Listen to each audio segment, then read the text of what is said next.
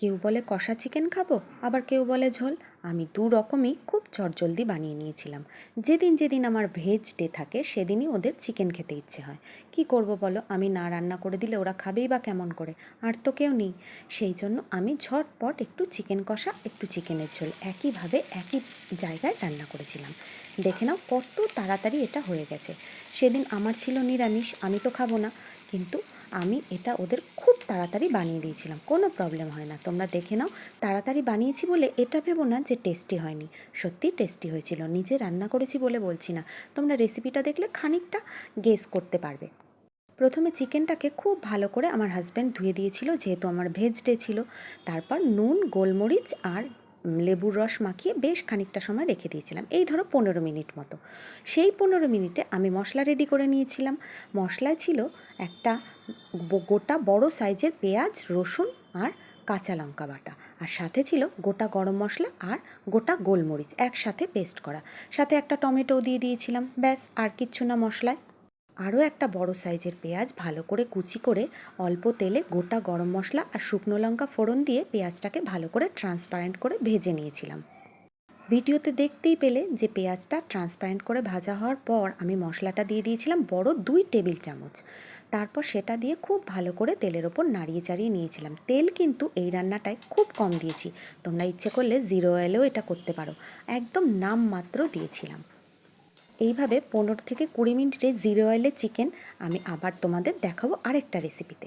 তো যাই হোক, এটা ভালো করে কষিয়ে তার মধ্যে পরিমাণ মতো নুন, হলুদ, একটু কাশ্মীরি লঙ্কার গুঁড়ো দিয়েছিলাম। তারপর আবার ভালো করে কষিয়ে দিয়েছিলাম 1 চামচ মতো গোলমরিচ গুঁড়ো, এই যে ভিডিওতে যেমনটি দেখাচ্ছে। অল্প অল্প জলের ছিটে দিয়ে ভালো করে আমি এটাকে কষিয়ে নিয়েছিলাম। তেল কম সেটা বোঝাই যাচ্ছে দেখো দেখে। তারপর চিকেনের পিসগুলো আমি এর মধ্যে একটা একটা করে দিয়েছিলাম।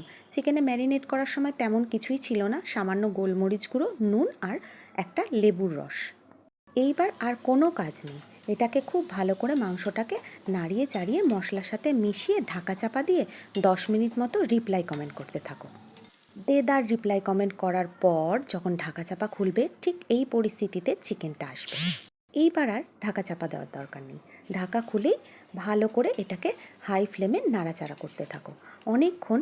5 মিনিট মতো হাই ফ্লেমে নাড়াচাড়া করার পর কিন্তু চিকেন কষা এই দেখো একেবারে রেডি। হাফ চিকেন কষা তুলে এর মধ্যে মিক্সি ধোয়া জল আমি খানিকটা দিয়ে দিয়েছিলাম। কিছুটা চিকেন কষা তুলে রেখেছিলাম এই অর্ধেক মতো, আর বাকিটাতে আমি মিক্সি ধোয়া অল্প জল দিয়ে দিয়েছিলাম ঝোল করার জন্য। ব্যাস, কষা তো আগেই রেডি হয়েছে, এবার এটাকেও 2 মিনিট ফুটিয়ে রেডি চিকেনের ঝোল। দু রকম রান্না একসাথেই রেডি। কি বন্ধুরা, কেমন চালাকি করলাম বলো তো? এই দেখো, চিকেনের অল্প জল দিয়েছিলাম, জাস্ট মিক্সি ধোয়া, ব্যাস একটু হয়ে গেল চিকেনের ঝোল। তাহলে ঝোল আর কষা দুটোই হয়ে গেল। দুটোই কিন্তু সবাই খেয়েছিল। যারা বলেছিল কষা খাবে তারাও ঝোল কষা দুটোই খেয়েছে, আর যারা বলেছিল ঝোল খাবে তারাও ঝোল কষা দুটোই খেয়েছে। আর এটা দেখে আমি পেলাম পরম তৃপ্তি। অনেক সময় নিজে না খেলেও অন্যের জন্য বানিয়েও পরম তৃপ্তি পাওয়া যায় বন্ধুরা। কি বন্ধুরা, তাই তো? সহমত তো? কমেন্টে জানিও কিন্তু।